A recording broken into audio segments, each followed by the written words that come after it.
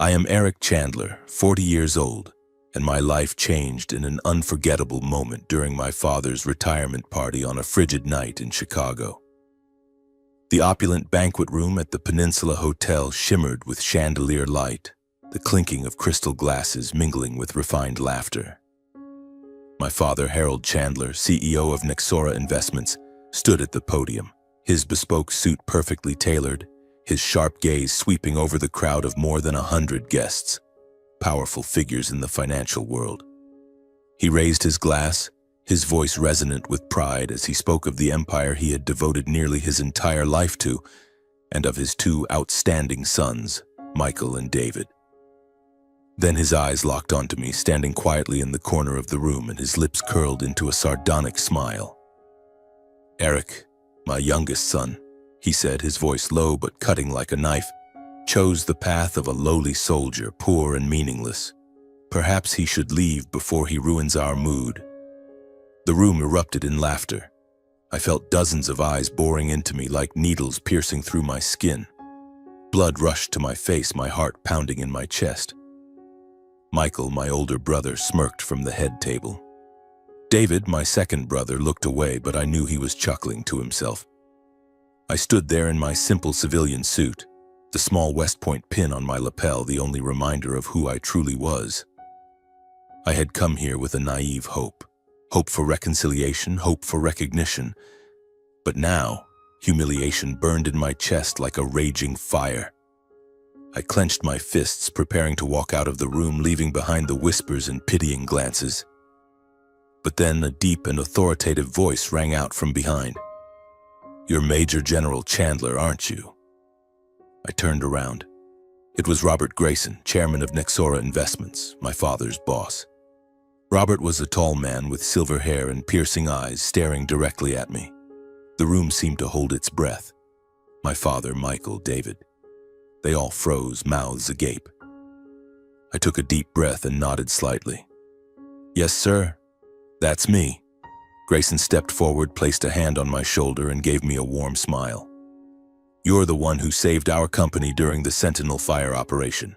A strategic genius, a pride of this nation." In that moment, the room seemed to explode in awkward silence. My father, who had always seen me as a failure, stood there, his face pale as if he'd been slapped. Michael and David stared at me, their eyes filled with a mix of confusion and irritation. I said nothing more. I simply turned and walked out of the room with Grayson, leaving behind the gazes and murmurs. That night, I realized one thing. My worth didn't lie in what my family thought of me, but in the path I had chosen and the people who truly saw me. But before I continue this story, let me take you back to the past, where it all began, where the first wounds were carved into my heart, and where I learned to rise above the mockery of my own family. I grew up in a magnificent house in Chicago's Gold Coast, where mahogany-paneled walls and marble floors told the story of the Chandler family's wealth.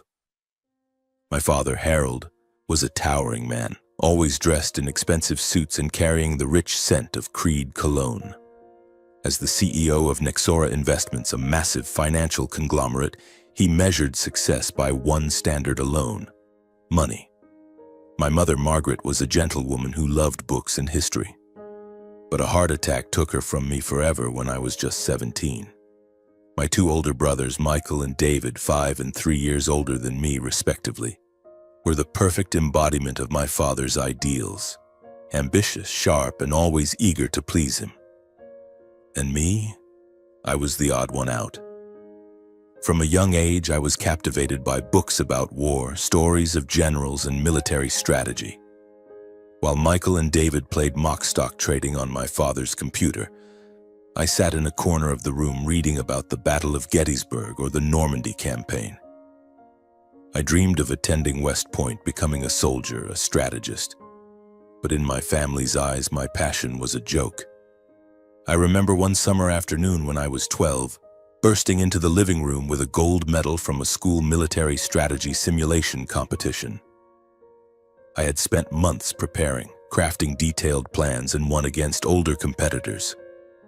"Dad, I won the gold medal," I exclaimed, holding up the gleaming medal. But my father barely glanced at it before turning to Michael, who was pitching a new business idea. "Well done, Michael," he said, clapping him on the shoulder. Then his eyes flicked back to me. "And Eric, don't waste my time with childish games." The medal in my hand suddenly felt heavy, a reminder that I would never be good enough. Michael and David weren't any kinder. Michael, with his arrogant smile, mocked me when he caught me reading Sun Tzu's The Art of War. "Soldiers just carry guns and die broke," he said, making David burst into laughter. David, always more cunning, called me a delusional dreamer.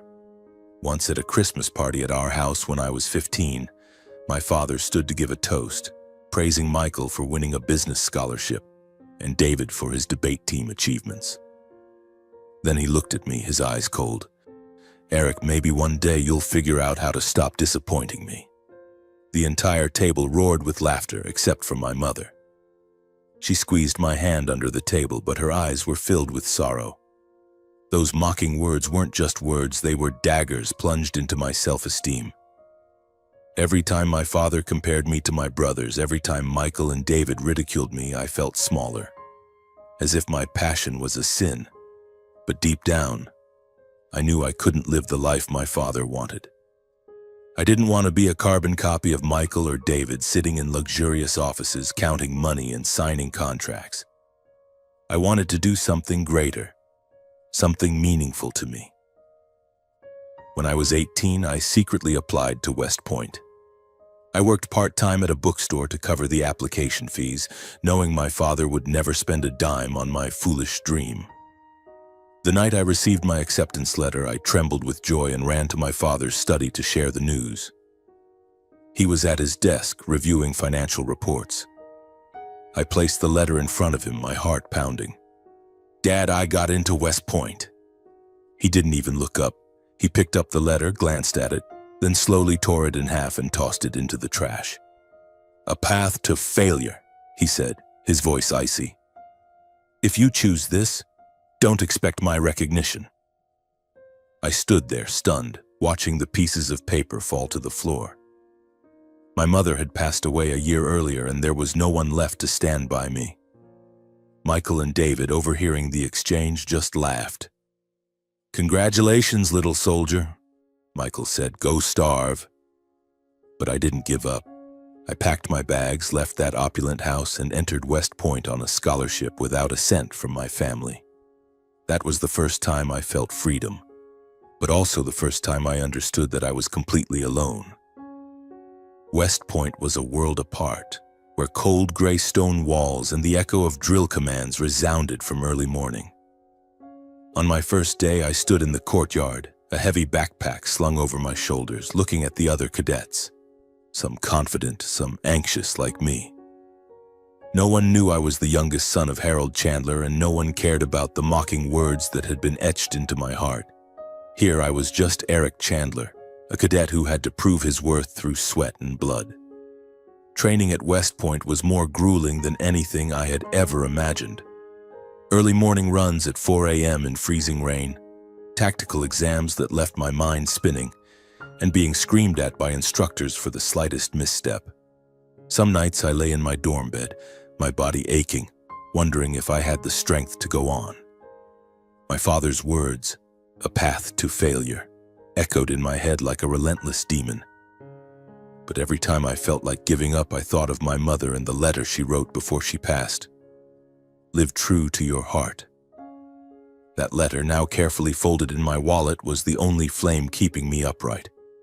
I threw myself into studying and training like a man possessed.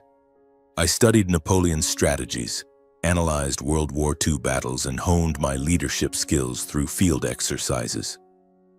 Slowly, I found my place. In my sophomore year, I was selected for the tactical simulation team, where I led a small group to victory in a national competition. When my coach clapped me on the shoulder and said I had the mind of a general, I felt a spark of pride, something my family had never given me. But even those successes came with loneliness. Graduation day at West Point was glorious, with golden sunlight stretching across the Hudson River. I stood in formation, my kepi perfectly aligned, my chest adorned with an honor graduate badge.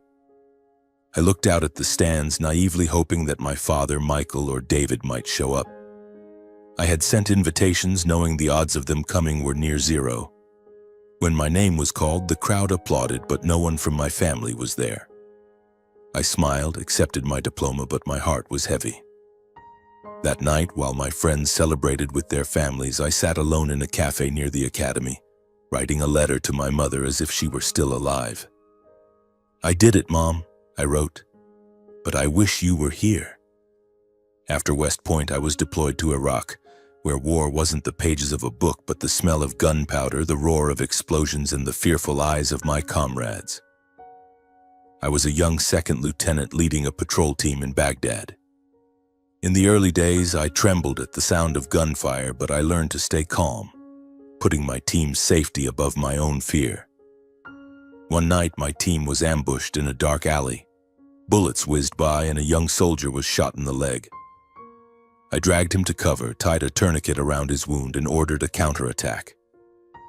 We survived, but that night, sitting in my tent, my hands still shaking, I realized war wasn't glamorous like in books. It was life and death, a responsibility that weighed heavily on my shoulders. In Iraq, I became interested in cybersecurity, a new but increasingly critical field. Terrorist groups were using the internet to communicate, and I saw an opportunity to apply my strategic thinking. I taught myself programming at night after long shifts. When I returned to the US, I was assigned to a special task force focused on cybersecurity. At 30, I led Operation Sentinel Fire, an effort to thwart a massive cyber attack targeting American financial institutions, including my father's Nexora investments. We worked in a stifling room at the Pentagon, eyes glued to screens tracing malware sent from a network in Eastern Europe. After 3 weeks of sleepless nights, we stopped the attack, saving billions of dollars and countless jobs. The Department of Defense awarded me a medal, and a small article in the Wall Street Journal described me as an outstanding officer. I sent that article to my father along with a short note. "I thought you'd want to know." I didn't expect a reply, but still held on to a naive hope. A week later, he called, his voice cold. "Eric, don't waste my time with your soldier games. Being a soldier only leads to poverty." The call ended and I sat there, phone in hand, feeling like the 12-year-old boy abandoned by his father once again. After that, I stopped sending invitations.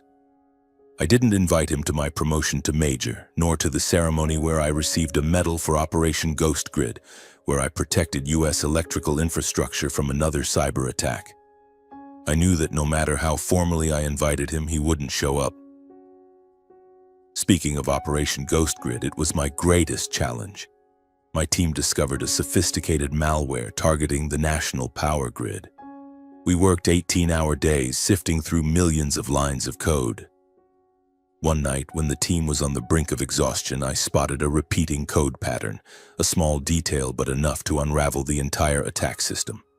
We activated countermeasures just before the grid collapsed. Later, at a ceremony in Washington, a 3-star general shook my hand, saying I had changed the game for national security. But when I looked out at the audience, there was still no father, no Michael, no David.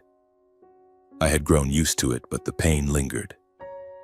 At 40, I was promoted to Major General, one of the youngest generals in the U.S. Army. The ceremony took place in a stately hall in Virginia, with American flags fluttering and trumpets resounding. As the general's insignia was pinned to my shoulders, I felt its weight, not just the rank, but the journey I had traveled. I looked down at Claire sitting in the front row, her eyes sparkling with pride. Claire was the one who changed everything. I met Claire at a charity event for veterans in Virginia when I was a lieutenant colonel. She stood there in a simple green dress, talking to a group of young soldiers about military history. I was captivated by the way she spoke, intelligent, warm, and passionate. We struck up a conversation, and I learned she was a university professor specializing in military strategy. For the first time, I felt someone truly understood me. Claire didn't care about money or fame. She saw me, not the failed son of Harold Chandler, but Eric, the man who fought for what he believed in. We fell in love quickly, but it wasn't easy.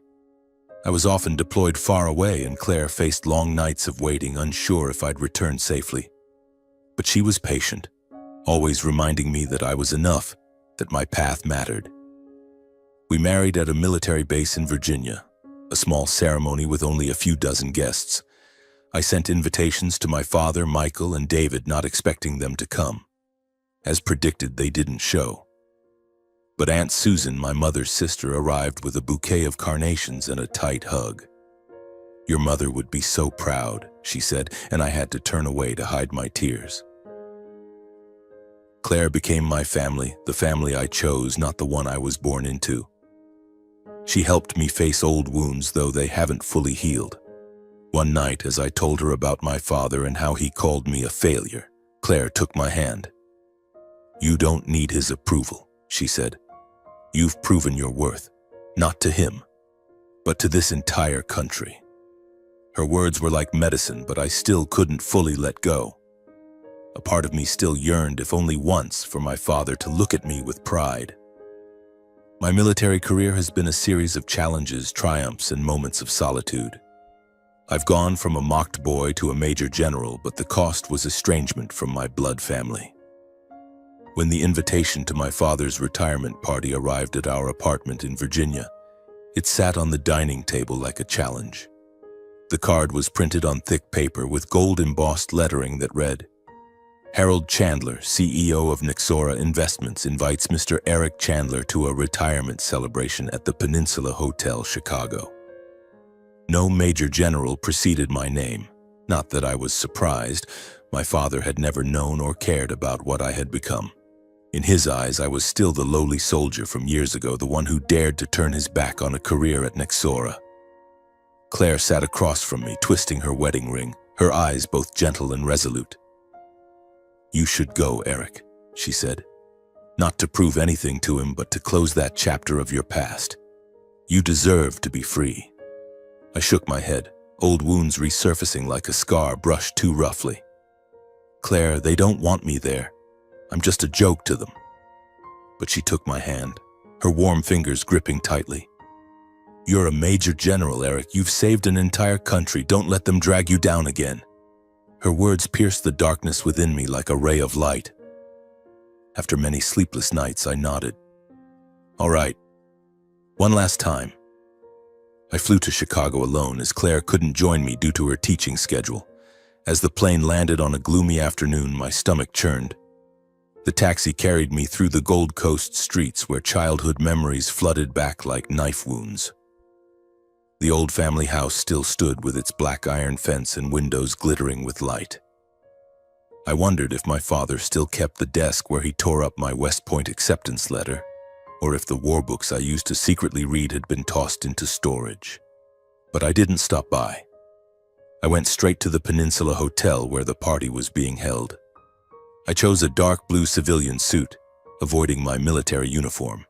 I didn't want to show off or make myself a target for their mockery, but I wore a tiny West Point pin on my lapel, a subtle mark of who I was.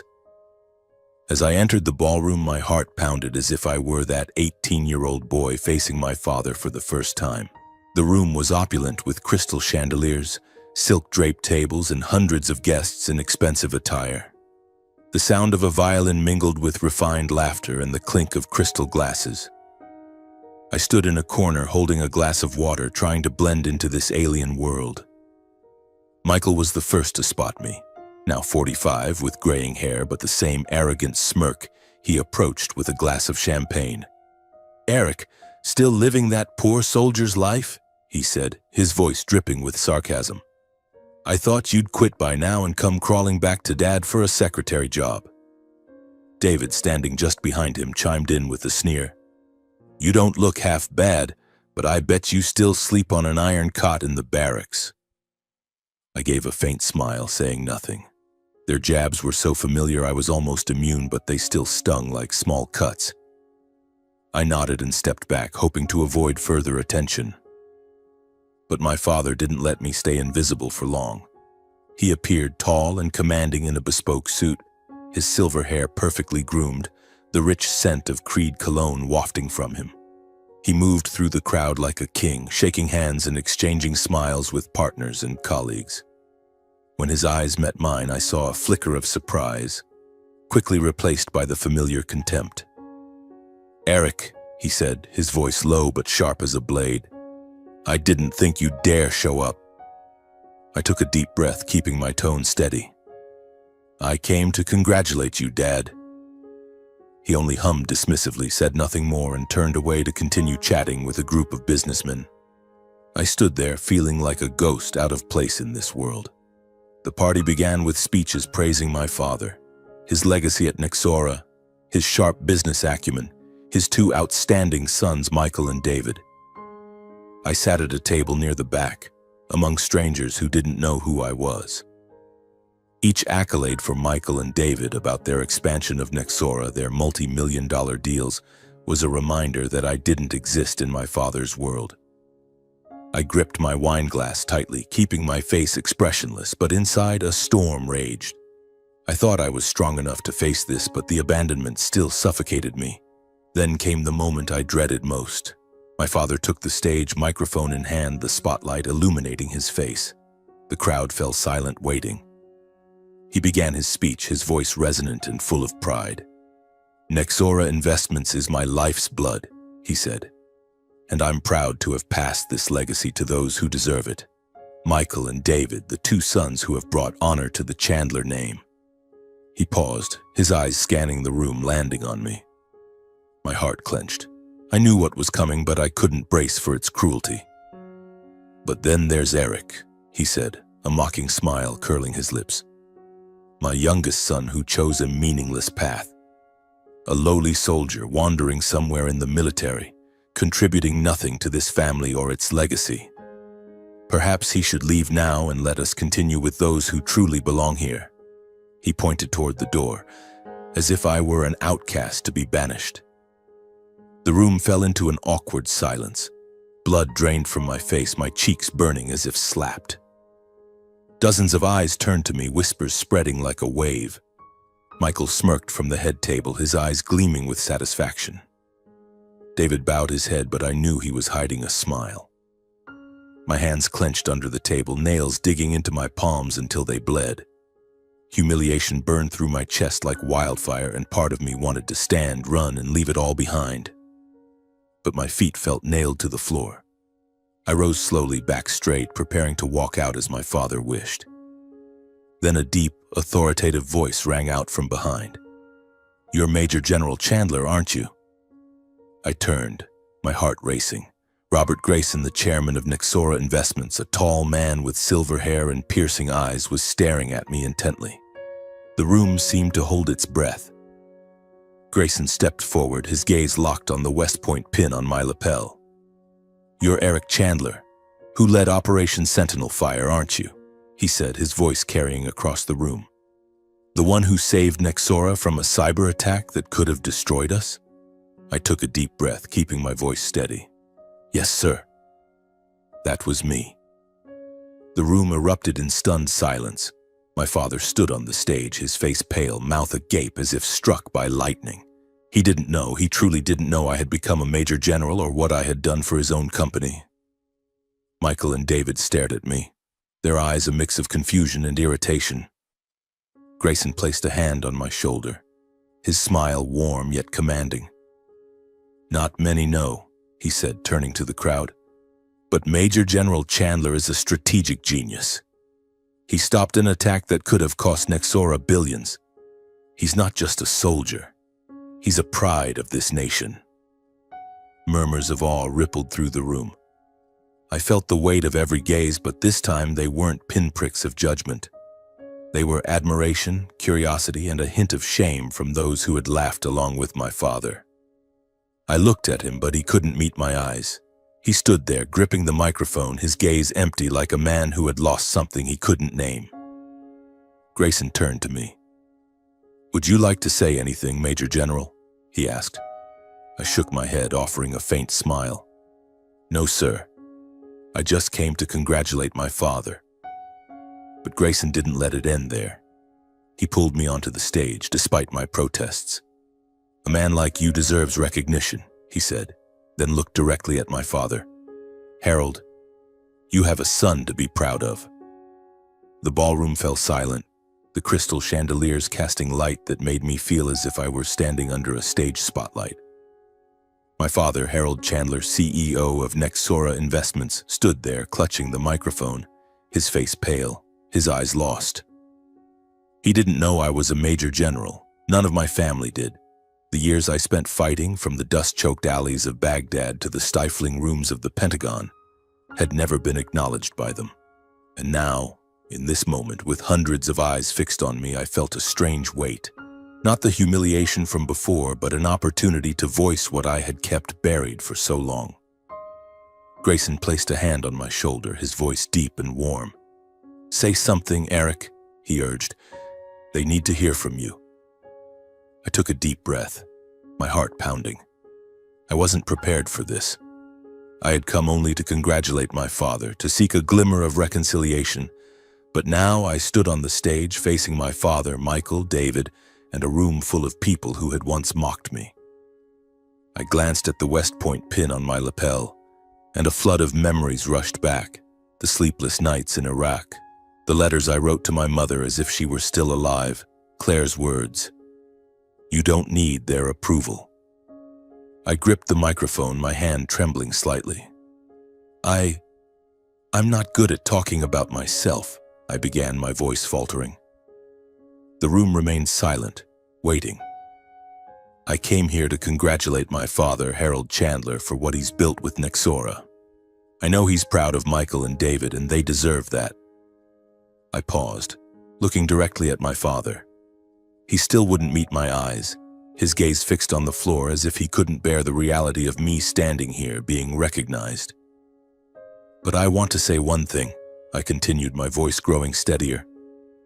"I didn't choose my path to disappoint my father or to defy this family.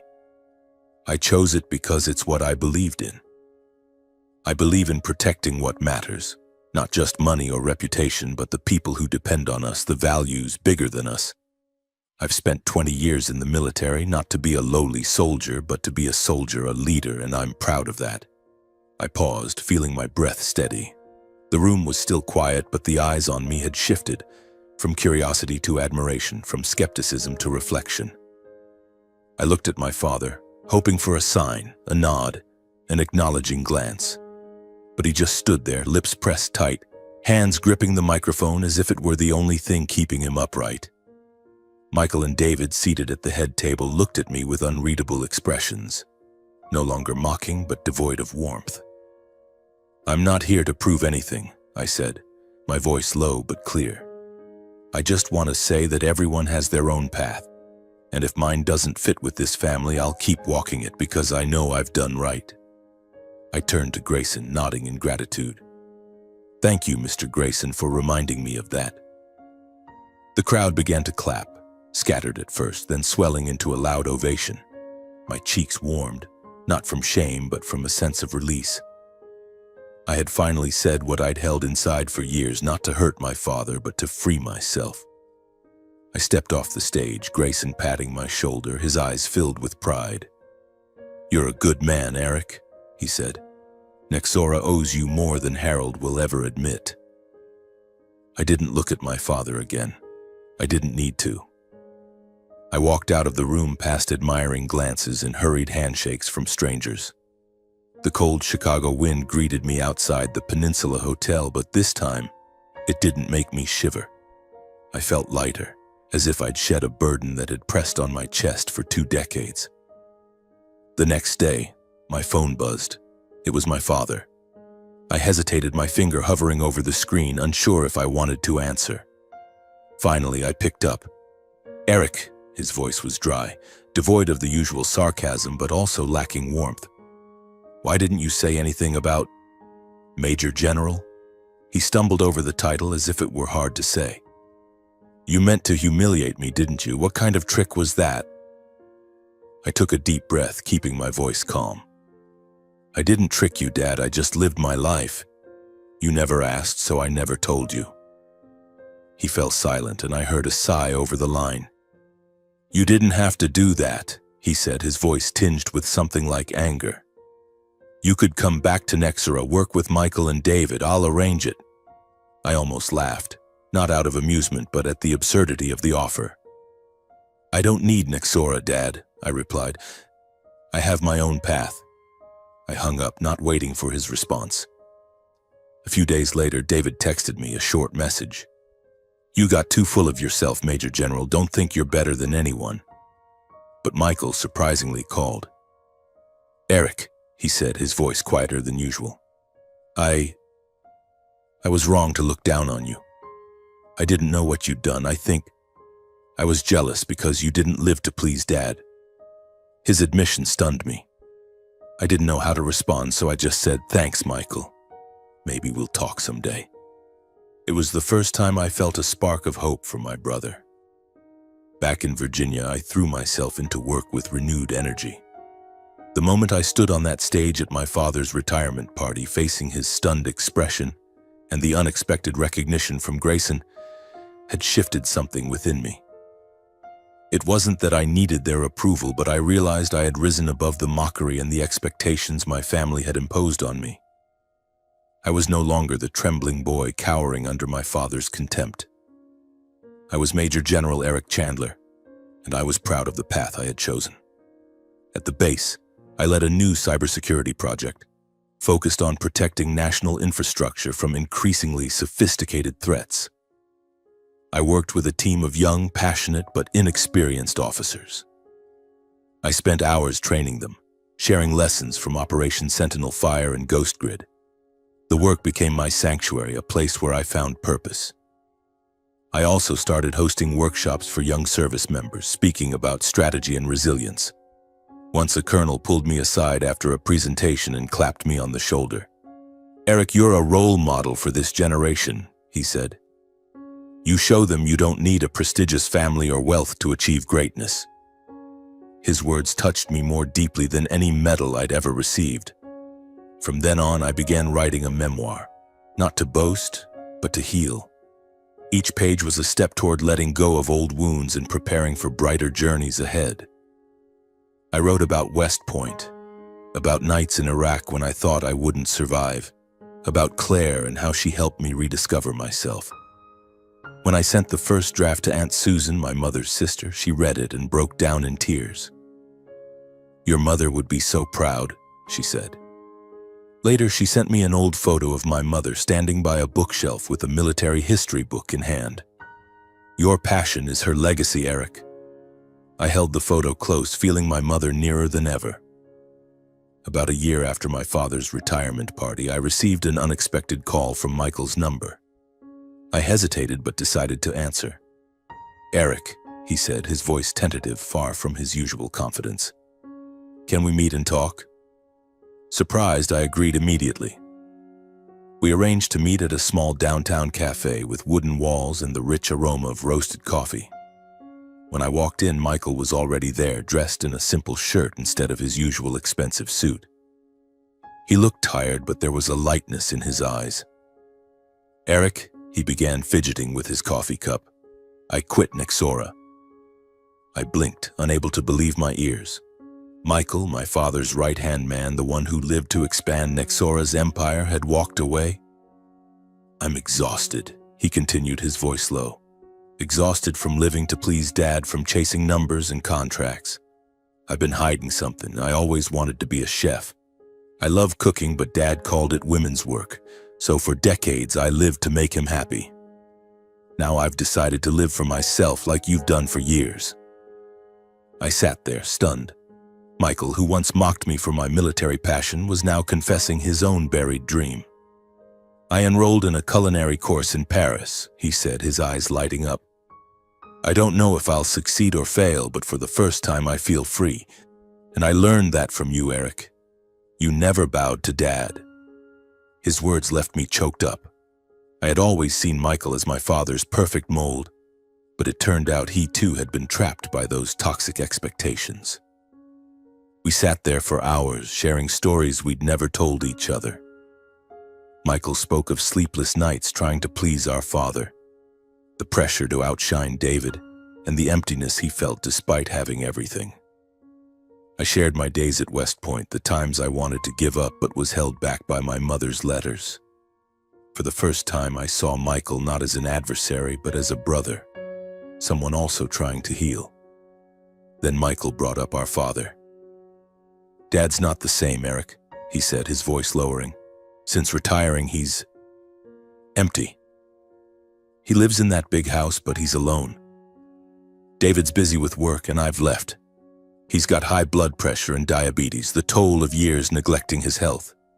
He won't say it, but I know he's lonely."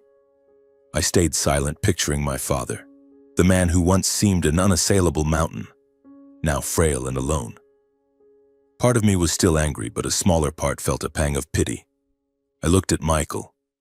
"What if we do something for him?" I asked. He looked up, surprised. "What do you mean?" I smiled, an idea sparking. "Dad's birthday is coming up. What if we throw him a surprise party, not to please him, but to show him we're still a family, even if it's not as warm as when Mom was alive?" Michael hesitated, then nodded. "All right. But just you and me. David won't join." We started planning. I reached out to Aunt Susan, who was immediately enthusiastic. "Wonderful idea, Eric," she said over the phone. "Harold needs to know he still has family." We chose a small Chicago restaurant our mother used to love, with a cozy ambiance and black and white photos on the walls.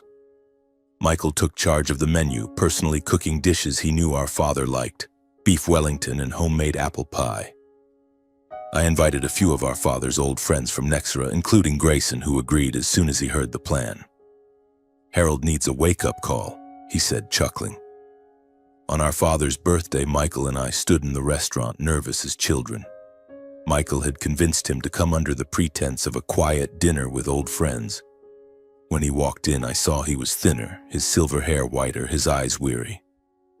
But when he saw us, saw the table decorated with old family photos, including ones of Mom, he froze. What is this?" he asked, his voice trembling. "Happy birthday, Dad," Michael said, stepping forward to place a hand on his shoulder. "We wanted you to know we're still here." Our father looked at us, then around the room, at Aunt Susan, Grayson, his old friends, and me, the son he'd once banished from his party.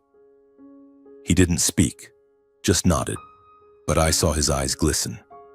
It was the first time I'd seen him close to tears. The party was simple but warm.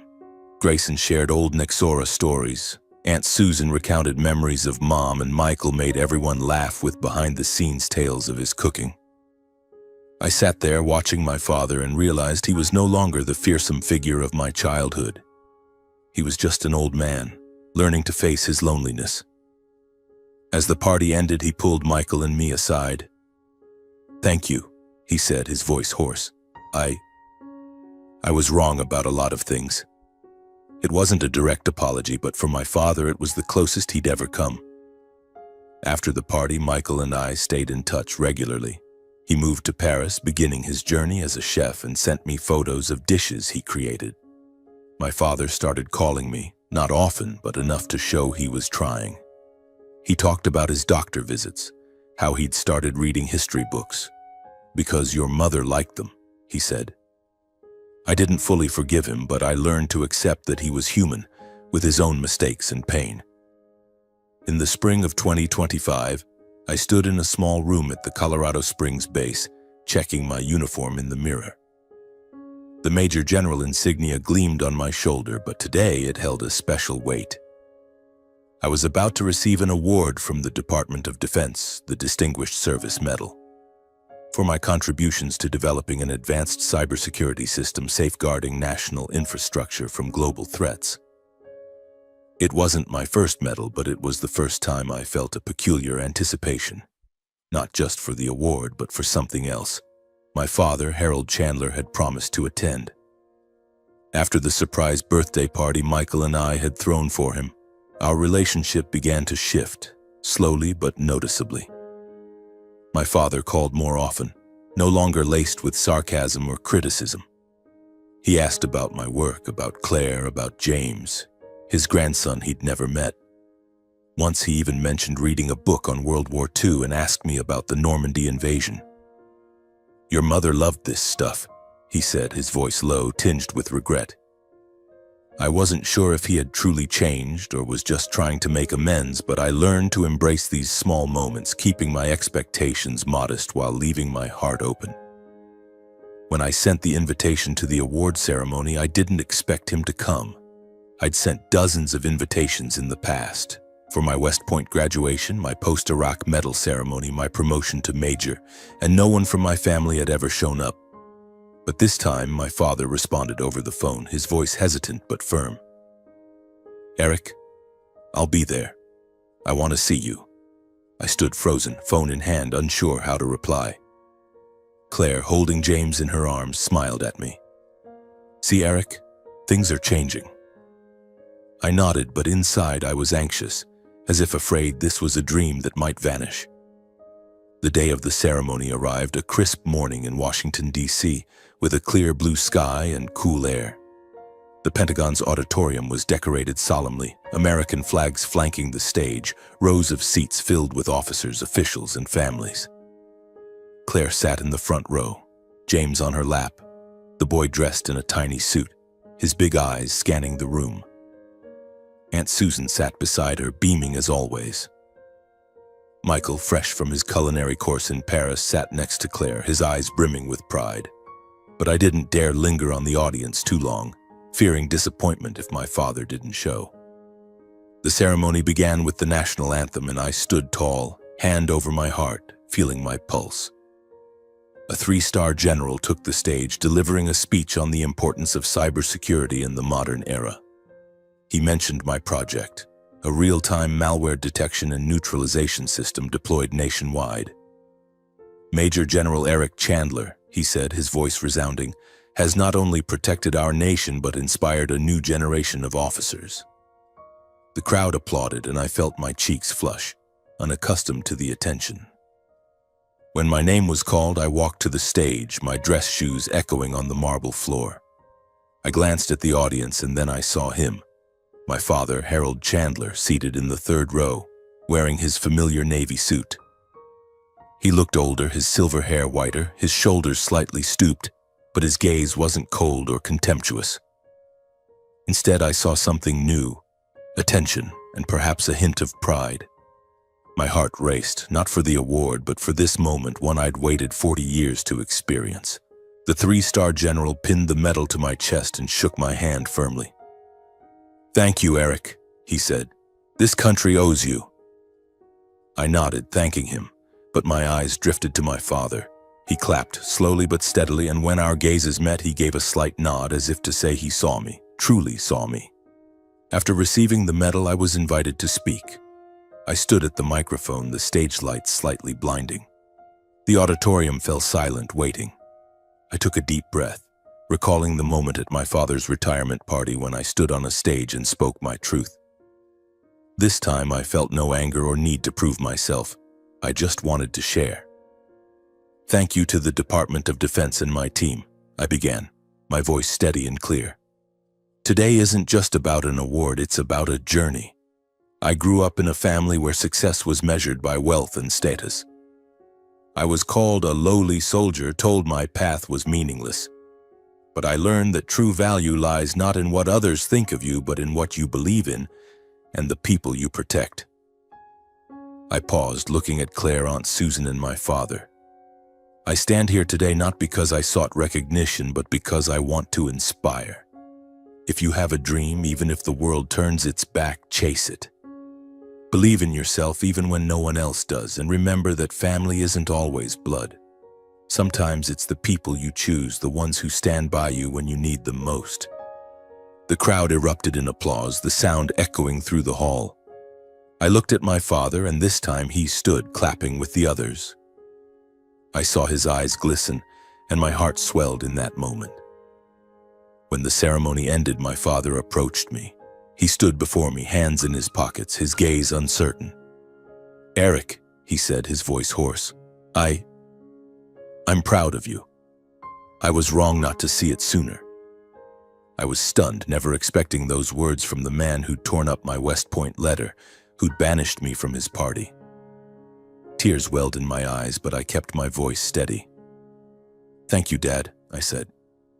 I'm glad you're here." He nodded, then unexpectedly pulled me into an awkward hug. It was the first time he'd embraced me since I was a child, and I felt the frailty in his arms. "I was wrong about so much," he whispered.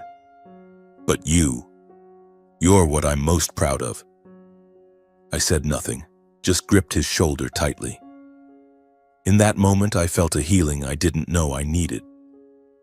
After the ceremony, my father and I began rebuilding our relationship, one small step at a time. He visited us, played with James, his grandson, and shared stories about my mother.